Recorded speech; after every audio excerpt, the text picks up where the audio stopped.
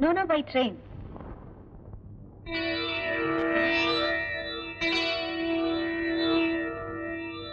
Okay. Velayan! Velayan! എന്തോ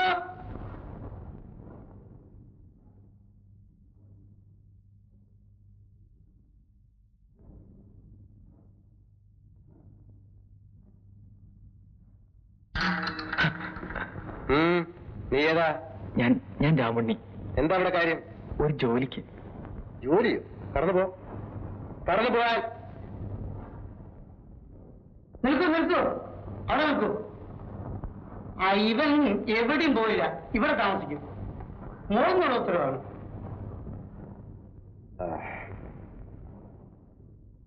ഈ വീട്ടിലെ ചങ്ങലക്കിടാത്ത പട്ടിയാണ്. സ്ഥലം കിട്ടിയാൽ ആരും കടിച്ചു കയറും. പേരെന്തെന്നറിയോ? വീരയ്യൻ. വീരത്തുള്ളൂ, അയ്യത്തില്ല. എനിക്ക് രണ്ടുണ്ട്, വേലയും അയ്യത്തും. അതാണ് ഞാൻ വേലയില്. അല്ലേ?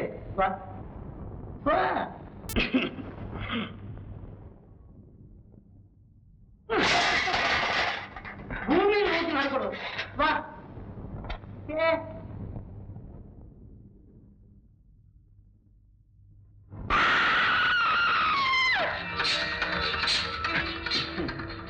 നീ ഇവിടെ താമസിക്കാൻ പോകുന്ന ആളല്ലേ? ഇങ്ങനെ പറയുന്നത് കേൾക്കും, കാണും. ശ്രദ്ധിക്കും.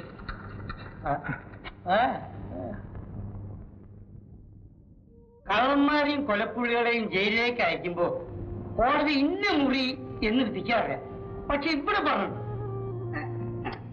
ഇതാണ് തടവറ. പഴുത് ആലോചിച്ച് ചോദിക്കോ?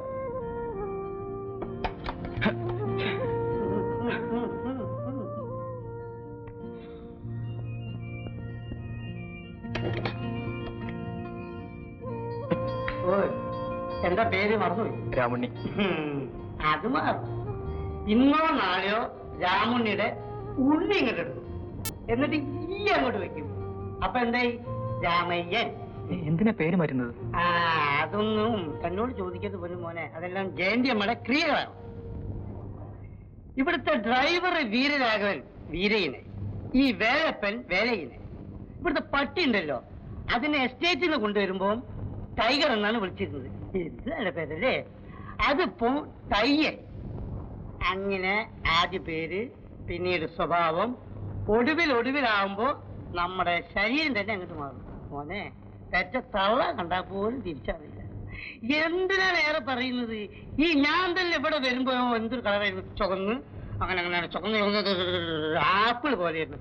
കണ്ട പൂവമ്പഴം പോലെ ഇരുന്നു. ഇപ്പൊ ഞാൻ പൂവമ്പഴത്തിന്റെ തൊലി ഉണങ്ങിയതുപോലെ. നീ പാതാള ഭൈരവി കണ്ടുള്ളൂ? സിനിമ ഇല്ല.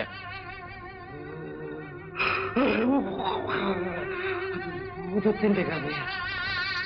അതുപോലൊരു ഭൂതത്തിന്റെ കഥ തന്നെയാണ് ഇവിടെയും നടക്കുന്നത്. പക്ഷെ ഒരു കാര്യം, ആരാണ് ഭൂതം, ആരാണ് മനുഷ്യന് തിരിച്ചറിയില്ല. ഭൂതമായാലും മനുഷ്യനായാലും ഇതിനകത്ത് പെട്ടവരാരും തിരിച്ചു പോയില്ല. ഒരു പേടി ഒന്നുണ്ട്? ഇല്ല. മെടുക്കൻ എന്നിട്ട് അങ്ങോട്ട് ഇല്ലടോ.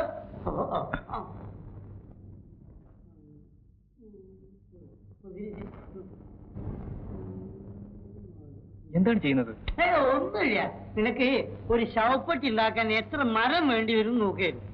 നടക്കടോ.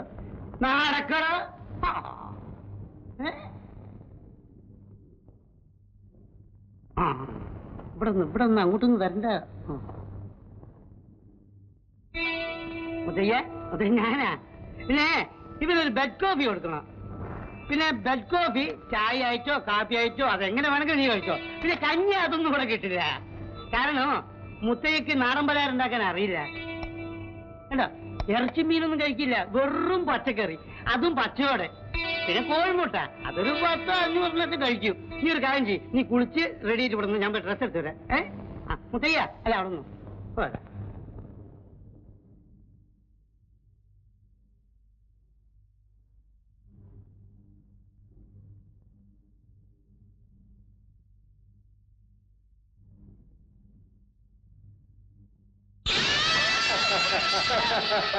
എങ്ങോട്ടാ? അകത്ത് പോ. ഇല്ല. ഇല്ലേ? എന്നെ വിട. എനിക്ക് ഭ്രാന്തില്ല.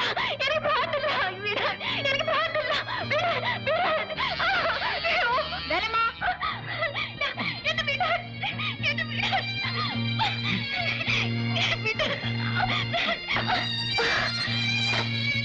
പിടിക്കരുതല്ലേ, അവളെ പിടിക്കൂ, ഇല്ലെങ്കിൽ അവൾ എന്നെ കൊല്ലും. എന്റെ ഡാഡിയെ കൊന്ന പിശാച്. Dirty bitch. നിനക്ക് വേണ്ടി എന്റെ സ്വത്തല്ലേ, എടുത്തോളൂ, എന്നെ വെറുതെ വിട്ടേക്കൂ, ഇല്ലെങ്കിൽ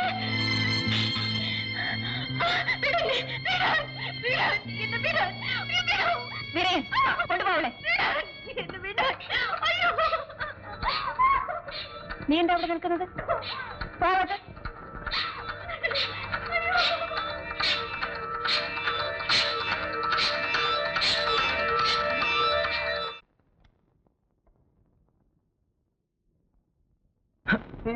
പേടിപ്പിക്ക ഇവിടെ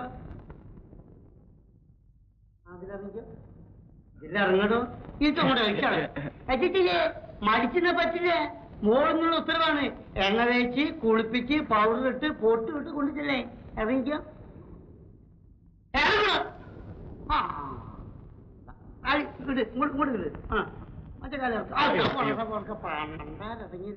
എന്തോരിത്. എന്താ കഴിക്ക പിന്നെ കാലിൽ ഇങ്ങോട്ട് ഇങ്ങോട്ട് ഏത് കാട്ടുന്നു അങ്ങോട്ട് ഇങ്ങനെ ഒക്കെ ചൂടാവുന്നുണ്ട് കേട്ടോ. അങ്ങോട്ട് അങ്ങോട്ട് ഇതേ കൈ കൈ അങ്ങോട്ട് അങ്ങോട്ട് ഇതടിച്ചാലങ്ങോട്ട്. അപ്പൊ എന്റെ അളവ് തെറ്റിയില്ലേ. വൃത്തിയോട്ടെ ശരിക്കുള്ളടോ.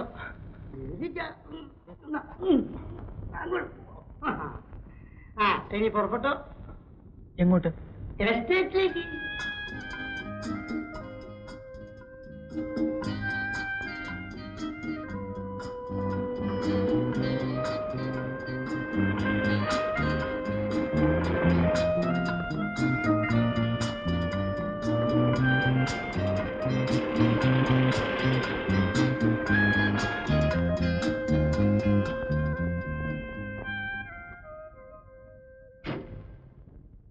Good morning. Good morning. Mister രാജഗോപാലിന് ഇവിടെ?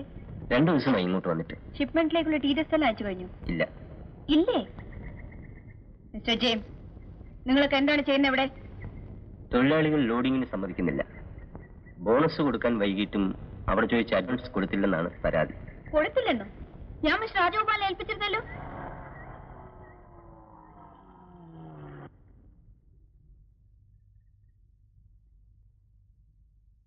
മോർണിംഗ്. Good morning. നിങ്ങൾ എവിടെയായിരുന്നു? ക്ഷമിക്കണം, അവിവാഹിതരായ ഒരു ചെറുപ്പക്കാരൻ പോകുന്നിടമെല്ലാം നിങ്ങളെപ്പോലും അവധിയോട് പറയാമോ? കൊള്ളില്ല. ഇടയ്ക്ക് ചോദിക്കട്ടെ, യാത്രയൊക്കെ സുഖമായിരുന്നു? പരിഹസിക്കുകയാണോ? അതിനെനിക്ക് അർഹതയില്ലല്ലോ. ഞാൻ ജനറൽ മാനേജരും നിങ്ങൾ ഇവിടുത്തെ മാനേജിംഗ് ഡയറക്ടറും അല്ലേ? എന്റെ പദവി ഓർമ്മിപ്പിച്ചതിന് നന്ദി. ഫാക്ടറി തൊഴിലാളികൾക്ക് അഡ്വാൻസ് കൊടുക്കാനായി ഞാൻ ഏൽപ്പിച്ച തുക നിങ്ങൾ എന്തുകൊണ്ട് ഇതുവരെ കൊടുത്തില്ല? ആവശ്യമില്ലെന്ന് തോന്നി. അത് നിശ്ചയിക്കേണ്ടത് നിങ്ങളല്ല മിസ്റ്റർ രാജഗോപാലൻ. മിസസ് ജയന്തി ശേഖരമല്ലല്ലോ. നിങ്ങൾ ആ മുറിയിൽ അടച്ചിട്ടിരിക്കുന്ന ഒരു പെൺകുട്ടിയുണ്ടല്ലോ, ശാന്തി. അവളാണ് ഈ സ്വത്തിന്റെ ഒക്കെ അവകാശി. അവൾക്കതിന് കഴിയില്ല. അവളുടെ അസുഖം എന്താണെന്ന് നിങ്ങൾക്കറിയില്ലേ? ഇതുവരെ അവൾക്ക് പ്രായപൂർത്തിയായിട്ടില്ലെന്നായിരുന്നു. ഇപ്പോൾ അവൾക്ക് ഭ്രാന്താണെന്നാണ് നിങ്ങൾ പറഞ്ഞു വരുന്നത്. ഞാനല്ല, അവളെ പരിശോധിക്കുന്ന ഡോക്ടർ. ഡോക്ടർ 5 രൂപ കൊടുത്താൽ ഏത് രോഗത്തിനും മെഡിക്കൽ സർട്ടിഫിക്കറ്റ് എഴുതി തരുന്ന ഡോക്ടർമാരും നമ്മുടെ നാട്ടിലില്ലേ? ശ്രീമതി ജയന്തി ശങ്കർ, ആ പെൺകുട്ടി ജീവിച്ചിരിക്കുന്നിടത്തോളം കാലം ഈ സ്വത്തിന്റെ ഒരു ഭാഗം മാത്രമേ നിങ്ങൾക്ക് കിട്ടൂ. അല്ലെങ്കിൽ അവൾ മരിക്കണം. മിസ്റ്റർ രാജഗോപാൽ, അതൊക്കെ നമുക്ക് പിന്നീട് സംസാരിക്കാം. രാമുണ്ണി, ഇയാൾ എന്റെ ഒരു ചാർച്ചക്കാരനാണ്. എന്തെങ്കിലും ജോലി കൊടുക്കണം. ഇവരാണോ? നടക്ക്.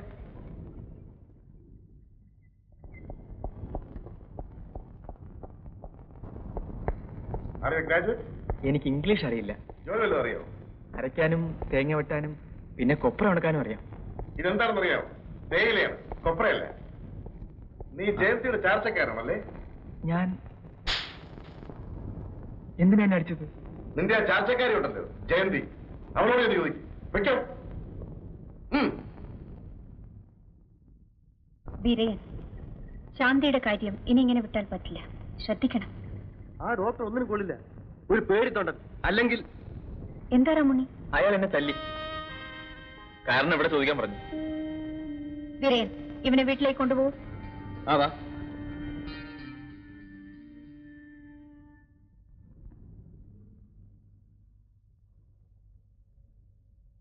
അയാൾ എന്തിനാ എന്നെ തല്ലിയത്? എടാ, നീ ഒരു പാവമാണെന്ന് തോന്നുന്നു.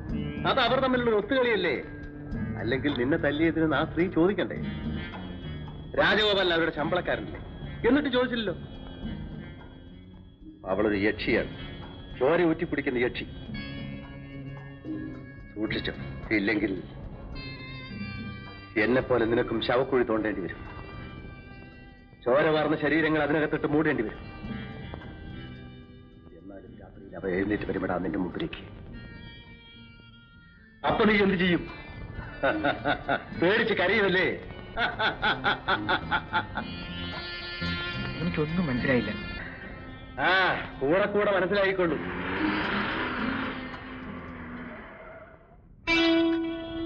ആ, കുഴിച്ചോ കുഴിച്ചോ, ആഴത്തിൽ. പിന്നെ രാത്രിയാകുമ്പോ അതിനകത്ത് എഴുന്നേറ്റ് പോരാൻ പറ്റുന്നു.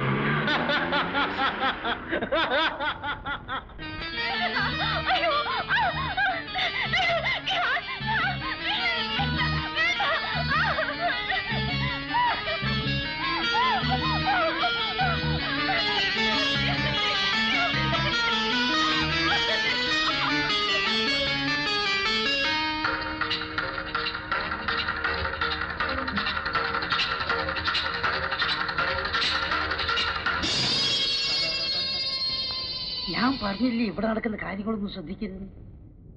ശ്രദ്ധിച്ച് നമുക്കെന്നെ ദോഷം. അപ്പോ പോ.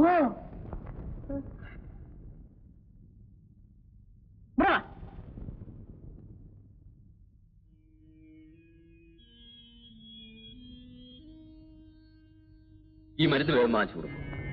കുത്തിവെക്കാനാണോ ഡോക്ടർ? ഒക്കെ അതിലെഴുതിയിട്ടുണ്ട്.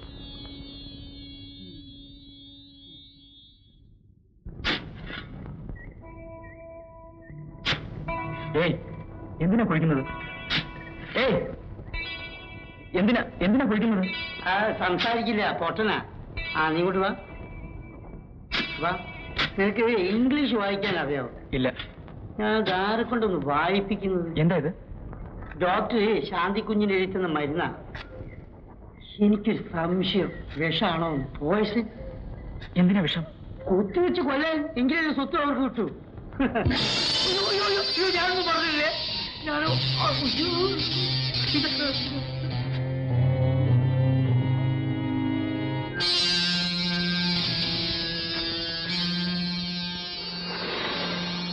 ഇവനെ കുഴിച്ചു മൂടിയല്ലാതെ ഇവിടെ ജീവിക്കാൻ പറ്റില്ല.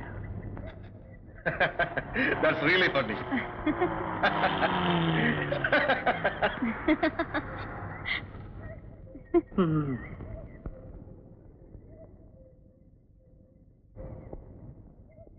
വന്ന് ഇനി രണ്ടുപേരും കുടിച്ചു കൂത്താണ്.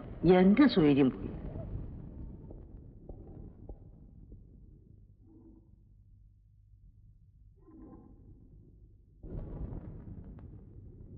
You may go.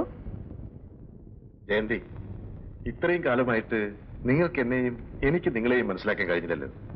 അതാണ് നല്ലത്. ഞാൻ പ്ലീസ് ഗോ ഔട്ട്.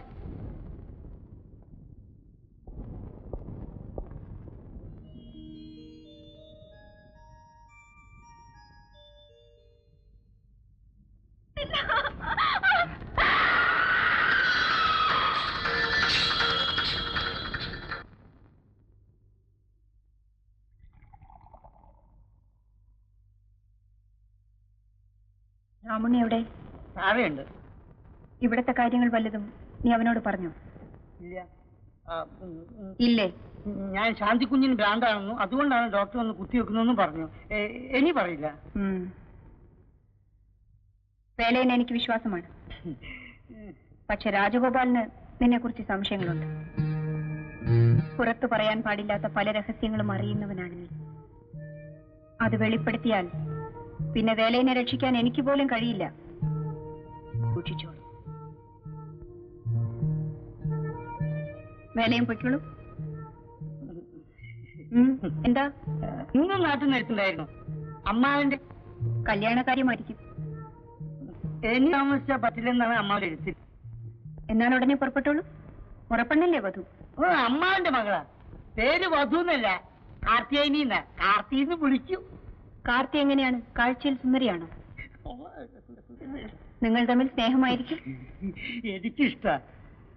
കല്യാണം കഴിഞ്ഞാൽ നീ അവളെ ഇങ്ങോട്ട് കൂട്ടിക്കൊണ്ട് വരുന്നുണ്ടോ? ഒരു വീടൊക്കെ നോക്കി വെച്ചിട്ടുണ്ട്.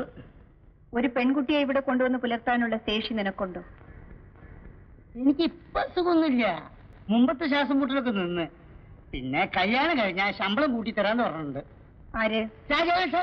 ചെറിയ പടം മേലെ കല്യാണ കാര്യം പറഞ്ഞ് എന്റെ അടുത്ത് വരരുത്. അല്ല അപ്പൊ അമ്മ Get out. എന്തൊരു സങ്കടം. അമ്മ